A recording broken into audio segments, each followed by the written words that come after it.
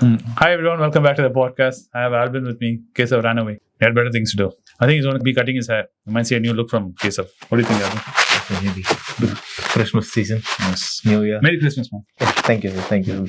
I'm trying to get to Bangalore. That we're running out of time. I need to finish my videos so I can catch my car to Bangalore. Okay, sir. So today we are going to discuss about time correction, sir. So I read an Economic Times article which was saying like the most recent time correction that happened in the market was between 2000 to 2003, it seems, and not 2008 crash at all. What they are saying is time correction is like the stock market that has corrected by about 30 to 40%, and it lasted for minimum of 3 years. Wow. Minimum of 3 years is what they are mentioning as time corrections. So before that, when it happened means 1994 to 1998, a market crash that happened. After that, the IT bubble, 2000 to 2003.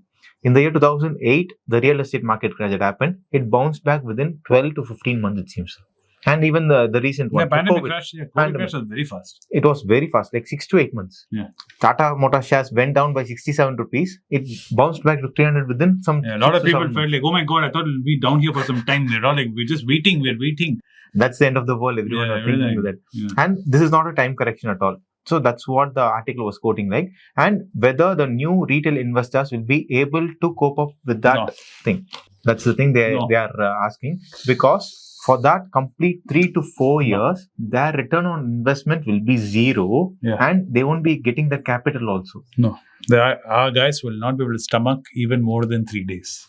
Yes. The recent correction which happened, they just was how many percent? Yeah, the recent market went down and bounced back within 25%, and it bounced back within 6 to 8 months. Yeah, maximum. that itself, guys, crap. You forget that 1 day drop happened, no, 2 days back. Yes, sir. Day before yesterday. How much was it? It was like just 300 points in Nifty, and that too in the afternoon after 1:30. Yeah, DII, everything. That itself, people are on Instagram saying, sir. So what happened to the crash? What happened to the crash? Sir, tell Suddenly me, what it'll all happened? be okay, no? Even in our office, sir, people were like, bro, my portfolio is like red in color. It has dropped by 2,000 rupees. It has gone down by This is 3,000 the rupees. exact same reason why Anand keeps saying, keep it in bond, take the interest in it. Because when you don't see a capital depreciation, you'll feel okay. Yes. Because at least it'll be like, my capital is It's safe. Yeah, but when you start losing capital, you will go away from the market and never come back. And if such a time correction comes anytime soon, we will have so many retail investors wiped out. They will never come back to stock market ever again. And You can write one generation off. definitely. So, and India, the irony is like less than 2% of the population has a demat. Yes. And in that, less than 10% accounts are active. Imagine the future option, guys. Huh? Because they're so used to betting. Yes. When they see the market go down, they're like, put more bet. It's going to come. They're like, not Definitely come. don't. Wait, put more. It's not coming. It will go back. Then That's all. after, Credit cards. Sales with the credit cards. because they will not believe it's not going to come back up because I've not experienced a time correction. And you're saying last one was a 2000. That's when Kesa was born, man. Yes, definitely. So, Lord help Jesus. That's But what. church will have good business. Okay.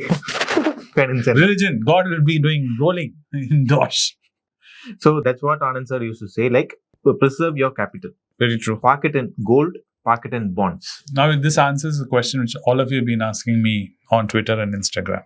Why buy bonds? Why should I sip and keep buying bonds? Because the thing is, we do not know when this correction will come.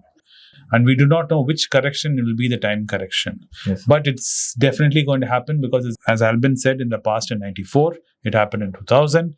And we thought the other crashes were big crashes, but they're not as long as this time corrections were. And when the next one does come, and it will always come, okay? It's like saying it will never rain here, the cyclone will never come here, and it comes. It's just a question of how much time before it comes. And usually the longer it takes, the worse the correction is going to be. The reason why it's going to take, the worse the correction is going to be is more liquidity is being pumping into the system.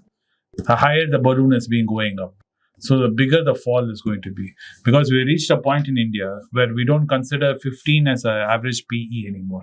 We are saying 20 is our average PE. So you can imagine, we're been so high for so long, we're not thinking we're high anymore. We think this is normal altitude. From here, we will take off. That's what. So we have reached that kind of a mindset Time correction is going to be devastating. That too, I am expecting like in small caps and mid caps. Just an example, let's say Anand sir was quoting about Karnataka Bank. The bank was trading at 35 rupees when Anand sir first recommended in the money page. And now it is around 240. And I was looking at their books, I was looking at their financials and all. Everything was a consistent surge only, but not a drastic one. No. This year they made 7 crores profit. Next year they made 890 crores. Next year 910 crores. They didn't make 10,000 crores all of a sudden. No. Then why this sudden market rush? Liquidity. That's the thing. That's the thing that is happening in the market, and all the large cap funds are okay, pretty much safe. I read an interesting article which was there in Ken, that the amount of psychiatrists now in India who are being trained to give advice about people suffering from debt. More and more people at your age are going for counseling and going to psychiatrists saying they're not able to handle debt. They're not able to handle money problems. So these guys are learning this new skill, how to give advice, how to counsel them, and not to take loans, to close your loans. Yes, sir. That's what. Day before yesterday, I think you have done a podcast with Keshav. With 1 crore of annual income, they weren't able to. They feel poor. They feel poor, yeah. That's what the mindset. Yes, sir. So such a luxurious lifestyle. That's what they are aiming for. And a person, I was reading that article, a person was saying like, I bought a house in 2021 and 40% of my monthly income goes for EMI. Man, that's crazy. This is what I was telling Keshav. This flat which is going to come up in Crown Plaza, each flat is going to be priced at 25 to 30 crores. Definitely. And the EMIs are going to be 18 lakhs, 19 lakhs. No wonder these guys feel poor. And they are asking for REITs, REIT. Yeah. They're asking for that. Sir, you're suggesting just PG in bit. Why not REITs? Yeah. Embassy REIT. Blackstone have said tata bye-bye, and yeah. they went out, taking 7,000 crores out of the market. Yeah. And that's what the real thing that's happening in real estate market in India. I don't know, man. All I can say is people who listen to me, be safe, be careful in what you're doing.